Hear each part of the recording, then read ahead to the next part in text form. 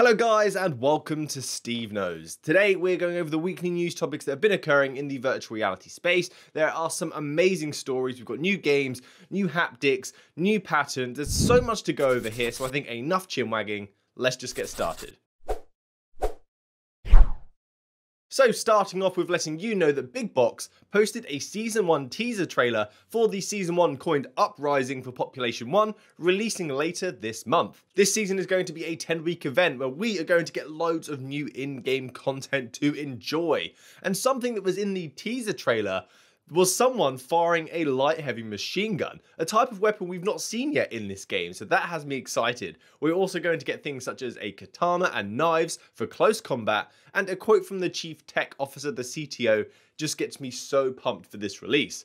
We're incredibly excited to see how players will use the new environments, new weapons, and new features. They also have the promise of private servers as well, so we can just go and have fun with our friends, and when we're ready to actually dive into a game, we can boot one up. So this next story is an interesting purchase around AppLab, which you probably already know of AppLab, you're probably sick of hearing AppLab, the unofficial Quest store, and I recently did do a video of all the games that were available at that point in time for AppLab, so you can check that out if you want to as well. So some games cost money, some are free, but paying out for so many games, it gets expensive. But there is an AppLab bundle available right now, going until the 16th of February, where you can get $100 worth of games for just 19 bucks. There are 12 games in this bundle, and these 12 games that you get for that epic discount are currently awaiting approval for AppLab. They have called it the Waiting for the AppLab bundle. Annoyingly, this bundle can only be redeemed via itch.io at the moment, which means you will have to sideload these games until they've got approved by Oculus. They have said though that anyone who buys this bundle before the approval and then they get approved to be on the AppLab store, they will provide you with an Oculus key so you won't miss out. You can have it on your actual Oculus Quest headset without having to sideload it. The games are Crazy Kung Fu. I actually like this game. It's good for improving your reflexes. I've spoke about it on the channel before. Disc Benders, Everyway Visualizer, Jigsaw 360, Pico Pico, Prepared Mobile, Realms of Eternity, Seps Diner, I like the look of that one, Songbeat, Spacewalk, Final Overs, and Speedcube XR. They're not large full-blown games, but some of them may appeal to you. You might be that kind of person that just likes to experience all sorts in virtual reality, so that may appeal to you. For me, I'm excited for Crazy Kung Fu, I like that one, and Seps Diner excites me as well. So this story is around Virtual Desktop and its patch, going through the approval process to get that patch onto AppLab. Guy Godin, the virtual desktop developer, submitted this patch for wireless PCVR gaming to AppLab, and it's currently pending review. So currently you can buy virtual desktop on the official Oculus Quest store, but if you want to enjoy and use it for wireless PCVR gaming, you need to sideload the patch of SideQuest. This submission is really exciting, but recently, Andrew Bosworth spoke about Facebook's take on AppLab and the customer experience, and it doesn't make me hopeful that this patch is going to get approved. I'm just going to quote Bosworth here because I can't put it any clearer myself, and he said, "Virtual reality is new and we want to make it mainstream. What we found is that people would try virtual reality once, and if they had a bad experience, they would not be so easy to get back and to try it again. So it was very important to us that when people tried virtual reality on Quest, they had a great experience.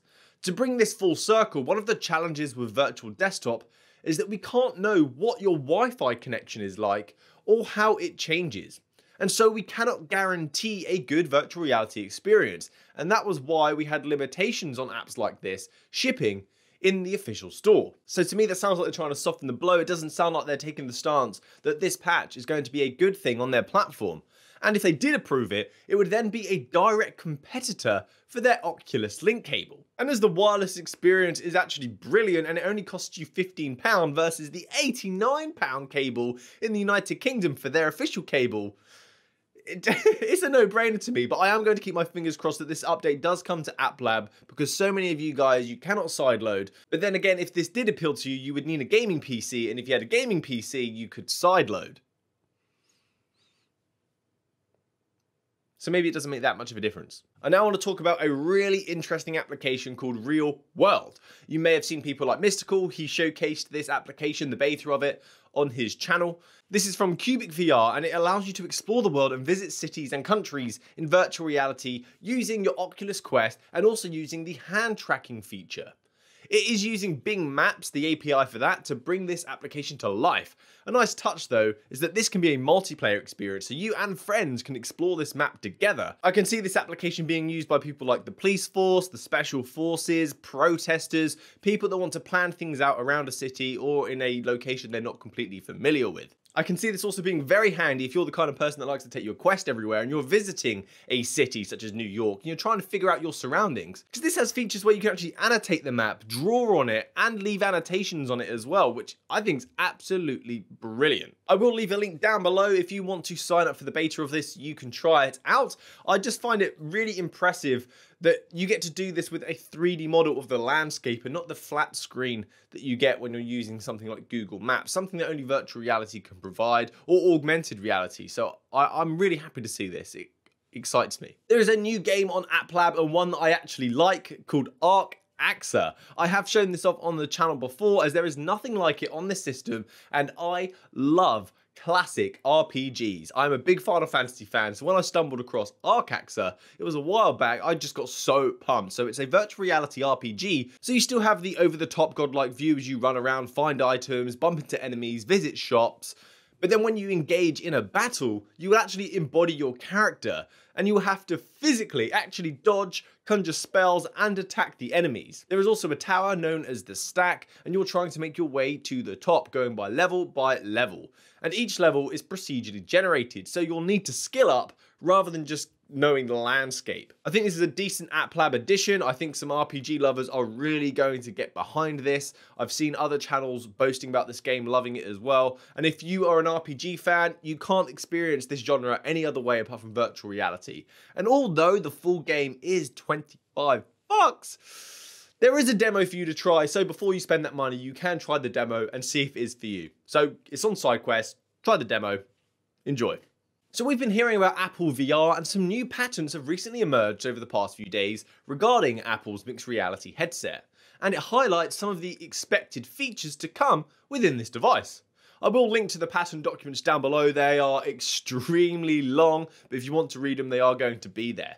So the first is a design patent showing off the headset and how it can sit on a person's face and allow them to still move their face so it's not restricting. And with these facial movements, it doesn't affect the headset. So it will support the upper and the lower regions of the face, and they expect this to reduce the facial compression the user experiences, so it should be much more comfortable, so we don't end up looking like the Emperor after using the device, as well as a light seal around the device to block out light. I got that information from reading the patent because looking at the image, it doesn't make sense to me, but apparently that's what this image is saying. The next feature is a lens adjustment system for the best possible viewing for the user. So like on your Oculus Quest and your Quest 2, the lenses can be adjusted to your IPD, otherwise you're going to have a blurry, out of focus experience. This was mechanical on the Quest 1, and now it's kind of manual on the Quest 2, but Apple are going for a seamless experience approach by having a layer that can be filled up with liquid that can actually push the lenses closer together or further apart, so it's kind of like a mini hydraulic system, which ties in with the expected eye tracking for this device because that would determine your IPD, and then it can then move the lenses to fit your needs. Finally, they revealed 3D document editing,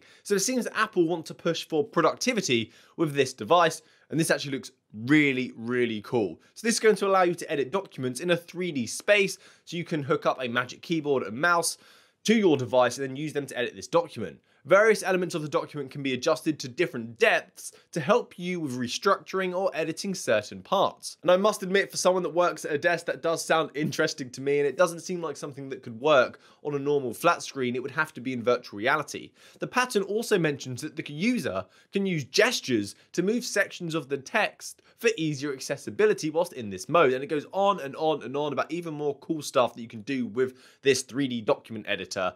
But if you want to carry on reading it, because it's extremely long, I will leave a link down below. But it's kind of got me excited to see where Apple is going with their VR device, because they're obviously not going to take the route like Facebook have done, where they're pushing gaming. So some more confirmation that 120 Hz could be coming to the Quest. We've heard this before. It's iterated once again by the VP of Facebook Reality Labs, Mr. Bosworth, who seemed to be a really good source of many cheeky leaks these days, because he runs these Q&A sessions, and someone asked if the Quest 2 would get 120 Hz, and he responded with a thumbs up. But there are surely some concerns about this, such as battery life and overheating, that Facebook will have to overcome when running at that speed. But that's it, that's all he gave us. It was a thumbs up. I think maybe the refresh rate, if it does come, is only going to be used for a small bunch of applications because 90Hz seems to be good enough, and I'm sure people would rather better visuals than a bump in their frame rate because 90Hz still works really, really well, and the visuals on the Quest, they're not the best, so I would rather better visuals than trying to squeeze out more frames. But I can imagine it's something that Infinite Office would want to take advantage of when they finally push that out, so it seems like it's probably a while away. But it seems Facebook are actually looking into it. Now, virtual reality gun stock peripherals, but none like we've ever seen before. Striker VR is a company that provides high-end gun haptics. For places such as virtual reality arcades, you may have seen one video I did when I visited Amsterdam and checked out the virtual reality gaming house. They had these beastie guns, but these are thousands of pounds, and Striker just got a round of funding for 4 million to bring a consumer version of this product to the market. They haven't stated as of yet whether this would be a PCVR peripheral or an Oculus Quest one, but surely they're going to be looking to cater for the Oculus Quest because the sales on this thing are insane, a high user base, and it's now the second most used headset on Steam, and the previous gun used Vive trackers. So this gun would need a new design and a new model to work with the Oculus Quest. That's a problem for them to solve. There are some renders of the gun, and I feel like this could work, because the free space at the front of the gun would be perfect to allow you to actually have a free hand just to easily take off the gun for reloading and cocking the weapon while still having two hands free. They are looking to place this product around $500 or cheaper, and they have said that this will have more haptics than any other controller ever produced. Now that is a statement and has got me pumped. They need to create a weapon that can be light and used in a way where both hands can be available for use, because that's been my biggest problem using stocks. When I'm using a gun, it's fantastic, it's really accurate and great for using the weapon, but when I want to do anything else, it's a challenge.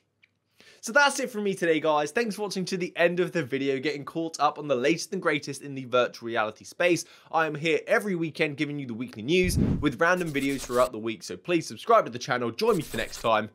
Happy gaming, guys. Good day!